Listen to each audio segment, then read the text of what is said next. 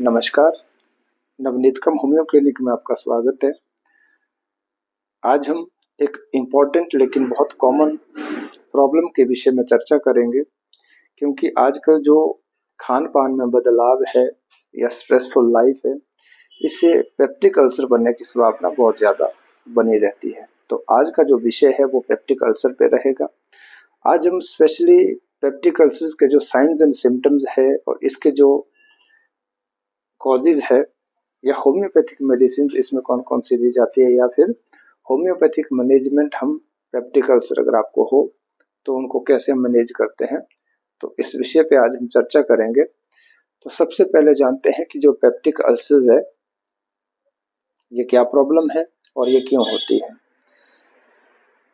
इसके लिए थोड़ा सा हमें पेट के अंदर क्या क्या होता है उसके बारे में समझना पड़ेगा। इसमें बहुत से गैस्ट्रिक जूसेस है, पेप्सिन्स है, या फिर यहाँ पे कुछ एंजाइम सिक्रेट होते हैं, और जिसमें हम देखते हैं कि हाइड्रोक्लोरिक एसिड यहाँ पे सबसे ज़्यादा बनता है।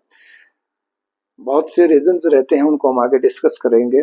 अगर वो आपके लाइफ में है, जैसे आप फ्राइड ऑयली या फिर मिर्च मसाला ज़्यादा खा रहे हैं, या फिर आपकी लाइफ में लगातार स्ट्रेस है एंजाइटी वरी के कारण, इसमें क्या होता है कि आपका जो स्टमक इफेक्ट होने लगता है और हाइड्रोक्लोरिक एसिड की मात्रा नॉर्मल से कहीं ज़्यादा बनने लगती है।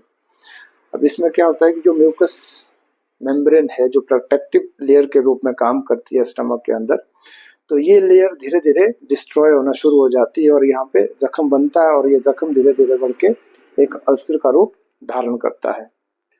यही जो प्रॉब्लम ये पेप्टिक अल्सर है। अब बात करते हैं कि इसके कारण क्या क्या होते हैं। तो बहुत से रीजंस है। अगर फैमिली हिस्ट्री में हम देखें कि किसी आपके परिवार में किसी को अगर पेप्टिक अल्सर की प्रॉब्लम है तो आप लोग ज़्यादा ससेप्टेबल हो सकते हैं। ब्लड ग्रुप ओ वाले जो पेशेंट है वो लोग भी ज़्यादा इसके लिए रिस्क पे रहते हैं, और इसके साथ महिलाओं में थोड़ा सा कम, लेकिन पुरुषों में ये ज़्यादा देखने को मिलता है। टोपोलॉजिकली अगर हम देखें तो साउथ इंडिया में ये प्रॉब्लम ज़्यादा देखने को मिलती है, स्पेशली तमिलनाडु और केरला में। खान पान में बदलाव के कारण, जैसे कोई अगर पेशेंट है जो मिर्च मसाला ज़्यादा खाता हो, फ्राइड या फिर ऑयली खाना ज़्यादा खाता हो, चाय कॉफ़ी का ज़्यादा यूज़ करता हो, स्पेशली दूध वाली चाय, तो अगर स्मोकिंग ज़्यादा है या फिर शराब का ज़्यादा सेवन करता है, तो ये भी रिस्क फैक्टर्स है पेप्टिक अल्सर होने के लिए। कुछ मेडिकेशंस रहती है, इसमें कुछ पेन किलर्स है, कॉर्टिकोस्टेरॉइड है, फिनाइलब्यूटाजोन है। नॉर्मली अगर कोई आपको प्रॉब्लम है तभी कोई पेशेंट इनको यूज़ करेगा, लेकिन हाँ अगर ये मेडिसिन ज़्यादा अगर आपके यूज़ में है तो कहीं ना कहीं आप ज़्यादा ससेप्टेबल कंपैरेटिवली और लोगों के पेप्टिक अल्सर्स के लिए रहते हैं। अब बात करते हैं कि इसमें लक्षण किस तरह के देखने को मिलते हैं। तो सबसे मेन जो इसका सिम्टम है वो है कि आपका जो एपिगैस्ट्रियम में छाती के बीचों बीच उस जगह पे दर्द बनी रहती है, और ये दर्द एकदम नहीं होता है, धीरे धीरे काफ़ी समय से दर्द आपको होगा और धीरे धीरे ये इंटेंसिटी में इंक्रीज करता है। दर्द के साथ एंजाइटी, बर्निंग पेन या फिर रेस्टलेसनेस आपको रहती है। और इसमें क्या होता है कि दर्द भी आपको, जब आप खाली पेट होते हैं तो तब आपको दर्द थोड़ा सा ज़्यादा होगा, लेकिन जब आप कुछ खाते हैं तो उसके बाद ये दर्द टेम्परेरीली कम होता है या फिर कुछ समय के लिए सबसाइड करता है। और इसके साथ क्या होता है कि थोड़ा सा खाने के बाद आपको पेट में भारीपन रहता है, गैस बनने लगती है, ब्लोटिंग हो सकती है। तो इस तरह की प्रॉब्लम अगर हो, और साथ के साथ आपको उल्टी या बेचैनी का मन होता है, उल्टी आने के बाद आपको थोड़ी सी टेम्परेरीली आपको सिम्टम्स में आराम पड़ता हो, और इसके साथ अगर ये प्रॉब्लम अगर क्रॉनिक हो, लंबे समय तक आपको ये प्रॉब्लम बनी रहे, तो इसमें क्या होता है कि उल्टी के साथ आपको खून आने की संभावना ज़्यादा बनी रहती है, क्योंकि छोटे छोटे जो आर्ट्रियोल्स है अल्सर्स में ब्रेक होने के कारण आपका खून उल्टी के साथ बाहर आ जाता है। तो इस तरह के तमाम सिम्टम्स रहते हैं, तो आप डॉक्टर को एक बार ज़रूर दिखाएं।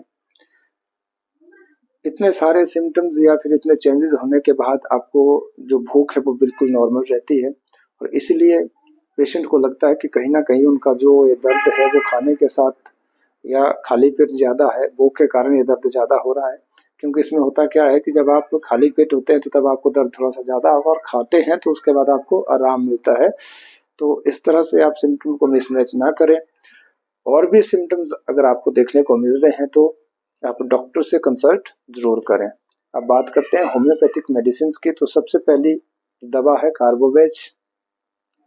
कार्बोवेज में एसिडिटी, सार इरिटेशन, बर्निंग सेंसेशन, स्पेशली आपके जो एपिगैस्ट्रियम है इस जगह पे रहेगी, और बैक पे लेटने के साथ या फिर जब वो वॉक कर रहा होता है उस टाइम ये दर्द ज़्यादा इंक्रीज होता है।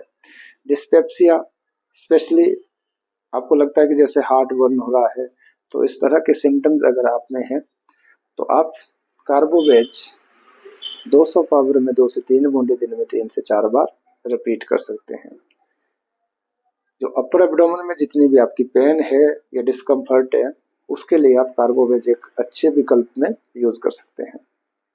अगली दवा है आर्सेनिक एल्बम। इसमें एक्सट्रीम थर्स्ट, यानी आपको प्यास बहुत ज़्यादा लगेगी, एपिगैस्ट्रियम में बर्निंग पेन, बर्निंग सेंसेशन, एक तरह का दर्द रहेगा, और दर्द आपका थर्स्ट के साथ आपका थोड़ा थोड़ा पानी पीने का मन करेगा। साथ में स्टमक इरिटेबल रहेगा, इरिटेबिलिटी स्टमक की रहेगी, इस जगह पे आपको एक अनइजीनेस बनी रहेगी एपिगैस्ट्रियम में। Extreme soreness with burning heat, इस तरह के सिम्टम्स अगर आपको पेप्टिक अल्सर्स में देखने को मिले तो आप आर्सेनिक एल्बम को एक बार जरूर ट्राई करें। इसको भी आप मीडियम पोटेंसी यानी 200 पावर में 2 से 3 बूंद दिन में 3 से 4 बार आप रिपीट कर सकते हैं। अगली दवा है फॉस्फोरस। ये दवा भी बर्निंग पेन के लिए एक बहुत अच्छा विकल्प है। बर्निंग स्पेशली एपिगैस्ट्रियम में या फिर अपर एब्डोमेन में, स्पेशली आपको अगर क्रेविंग होती हो खट्टे खाने की, स्पाइसी खाना खाने की, कोल्ड फूड का मतलब यहाँ पे ऐसा है कि एकदम गर्मा गर्म खाना पेशेंट को पसंद नहीं होता, या जो वार्म लिक्विड है या सूप है उनको वो उतना लाइक नहीं करता है। इसके साथ एम्प्टी इरेक्टेशन, खाली डकार, उसको ऐसा लगेगा कि कुछ बाहर को निकल रहा है, लेकिन ऐसा नहीं होता है। वॉमिटिंग रहेगी, स्पेशली कॉफी ग्राउंड कलर की, और ये सारी परेशानी उसको अगर गर्मी के मौसम में हो रही है तो वो ज़्यादा परेशान होता है। तो फॉस्फोरस को आपने 200 पावर में दिन में 3 से 4 बार, लेकिन ध्यान रहे अगर आप ट्यूबरक्लोसिस की आप में हिस्ट्री रही है तो वो लोग इसको यूज़ ना करें। अगली दवा है अर्जेंटम नाइट्रिकम। इसमें दर्द आपको एपिगैस्ट्रियम में स्पेशली स्टिंगिंग पेन के रूप में ऐसा लगता है कि कुछ चुभ रहा है, डंक लग रहा है, तो सॉर या फिर अल्सरेटिव पेन, स्पेशली आपका जो लेफ्ट लोअर रिब है इस जगह पे आपका दर्द बना रहेगा, एक टेंडरनेस रहेगी यहाँ पे। अगर आप दबाते हैं, टच करते हैं, प्रेशर अप्लाई करने की कोशिश करते हैं, या बात करते हैं कि अगर आप गहरी सांस ले रहे हैं तो तब भी आपको अगर इस जगह पे जो आपका लेफ्ट लोअर लिब के अंदर जो एरिया है इस जगह पे अगर आपको दर्द ज़्यादा हो रहा है तो आप इसको यूज़ कर सकते हैं। साथ के साथ अगर आपका मीठा खाने के बाद ये दर्द थोड़ा सा एग्रावेट होता है तो ज़रूर आप अर्जेंटम नाइट्रिकम को ट्राई करें। इसको भी आप 200 पावर में दिन में 3 से 4 बार रिपीट कर सकते हैं। अगली दवा है ऑर्निथोगैलम। इसको आपने मदर टिंचर में अगर आप यूज़ करेंगे तो ज़्यादा अच्छे रिजल्ट्स आपको देखने को मिलेंगे। गैस्ट्रिक या फिर पेप्टिक अल्सर, स्पेशली अगर आपको ब्लीडिंग हो रही है, वॉमिटिंग हो रही है विद ब्लड मिक्स अगर हो, तो painful sinking sensation specially upper abdomen में अगर हो, तो आपने ऑर्निथोगैलम का मदर टिंचर 15 से 20 बूंदे आधा कप पानी के साथ मिक्स करके दिन में 3 से 4 बार आप ले सकते हैं। अगली दवा है नेट्रम फॉस। डिस्पेप्सिया और सार इरेक्टेशन, वॉमिटिंग या फिर पेट में भारीपन, खाना खाने के बाद आपको थोड़ा सा आराम मिले लेकिन खाली पेट आपको दर्द अगर ज़्यादा हो तो नेट्रम फॉस 200 पावर में या फिर 30 पावर में दिन में 3 से 4 बार आप रिपीट करें। अगली दवा है ग्रेफाइटिस। स्पेशली ड्यूडेनम में जो अल्सर बन रहे हैं, स्वीट के बाद अगर आप खाना खा रहे हैं तो उसके बाद अगर आपको नॉजिएटिंग फीलिंग, उल्टी आने की तबीयत बनती हो, हॉट ड्रिंक्स यानी गर्म सूप या फिर चाय का सेवन करने के बाद अगर आपका एपिगैस्ट्रियम में पेन या फिर अपर एब्डोमेन में पेन इंक्रीज हो रहा हो, बर्निंग पेन एपिगैस्ट्रियम में साथ में रिकरेंट बार बार आपको डिस्पेप्सिया, गैस्ट्रेजिया या फिर आपका जो एपिगैस्ट्रियम पेन है वो इंक्रीज हो रहा हो, खाने के बाद अगर आपका दर्द थोड़ा सा टेम्परेरी सबसाइड करे तो आप ग्रेफाइटिस को यूज कर सकते हैं। इसको भी आपने 30 पावर में दिन में 3 से 4 बार आप रिपीट कर सकते हैं।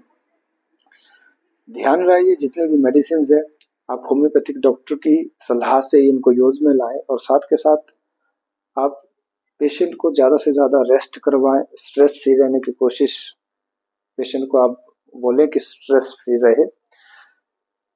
स्मोकिंग या फिर अल्कोहल का वो सेवन करता हो उसको वो कम करे या फिर बंद करे। इसके साथ अगर स्पाइसी है, ऑयली खाना है, मिर्च मसाला ज़्यादा खा रहा है, चाय कॉफ़ी ज़्यादा अगर वो यूज़ करता है तो वो कम से कम यूज़ में लाएं इनको या फिर बंद करें। इसके साथ जो अल्केलाइन मिक्सर्स है, अल्केलाइन सब्सटेंसेस है, जैसे आप कोकोनट वाटर या फिर ल्यूक वार्म वाटर या फिर इसमें आप थोड़ा सा ल्यूक वार्म मिल्क अगर आप यूज़ करें तो इससे आपका जो एसिड है वो न्यूट्रलाइज होंगे, तो इनको आप ज़्यादा यूज़ करें। साथ में खीरे का आप सेवन कर सकते हैं, कच्ची गाजर या फिर मूली का सेवन आपके लिए ज़्यादा फायदेमंद रहेगा। साथियों, ये थी आज के लिए जानकारी। अगर आपको हमारी ये इन्फॉर्मेशन या फिर जानकारी अगर आपको अच्छी लगी हो तो ज़्यादा से ज़्यादा लोगों तक आप इसको शेयर करें, ताकि जितने भी सफरिंग है इस तरह की जो प्रॉब्लम जिसको भी है वो समय रहते डायग्नोज कर पाएँ, अपने आप को ट्रीट कर पाएँ। धन्यवाद।